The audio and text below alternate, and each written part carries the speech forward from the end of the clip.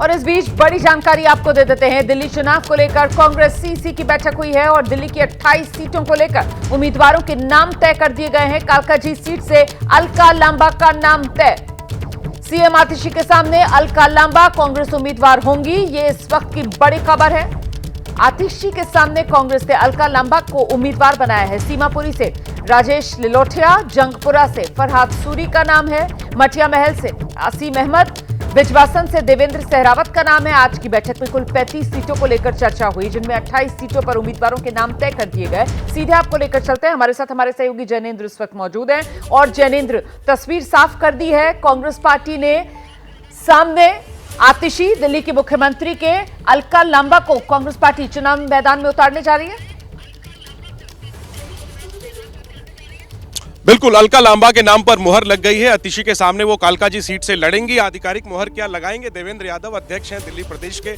क्या कालकाजी से अलका लांबा का नाम तय हो गया? देखिए, बहुत सारी सीटों पे चर्चा हुई है और मुझे खुशी है कि हम ये अनाउंसमेंट होगी उसमें बहुत अच्छे नाम आपको देखने को मिलेंगे, जिसमें युवाओं को भी मौका मिलेगा, जिसमें महिलाओं को भी मौका मिलेगा। लेकिन साथ से आप बंधे हैं, मैं जानता हूं, लिस्ट से पहले नहीं बोलेंगे, लेकिन क्या कालकाजी से एक सरप्राइज हमें देखने को मिलेगा, हम ये कह सकते हैं?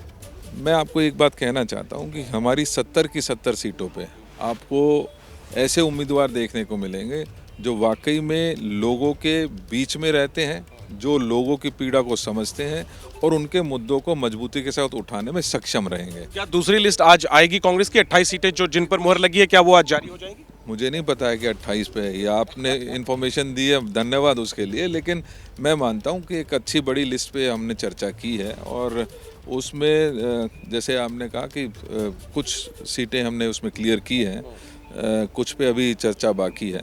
एक बार जब वो चर्चाएं पूरी हो जाएंगी उसके पश्चात ही वो लिस्ट को हम जारी करेंगे। ठीक है, तो देवेंद्र यादव प्रदेश अध्यक्ष, देखिए कुर्सी के अनुशासन से बंधे हुए हैं, कुछ भी वो किसी भी खबर की पुष्टि फिलहाल नहीं कर रहे हैं ऑन रिकॉर्ड, लेकिन सूत्रों ने हमें ये बड़ी जानकारी दे दी है कि आतिशी के सामने, मुख्यमंत्री दिल्ली की आतिशी के सामने कालकाजी सीट से कांग्रेस की उम्मीदवार अलका लांबा होने जा रही हैं। उनके नाम पर मुहर लग चुकी है और अलका लांबा के अलावा 28 सीटों पर दिल्ली की जो है वो कांग्रेस की केंद्रीय चुनाव समिति की बैठक में मुहर लग चुकी है, जिनमें जंगपुरा सीट, जहां से मनीष सिसोदिया चुनाव लड़ रहे हैं, इस बार वो उन्होंने सीट बदली है, वहां से फरहाद सूरी वरिष्ठ नेता है इलाके के, उन्हें कांग्रेस ने उम्मीदवार बनाया है। सीमापुरी सीट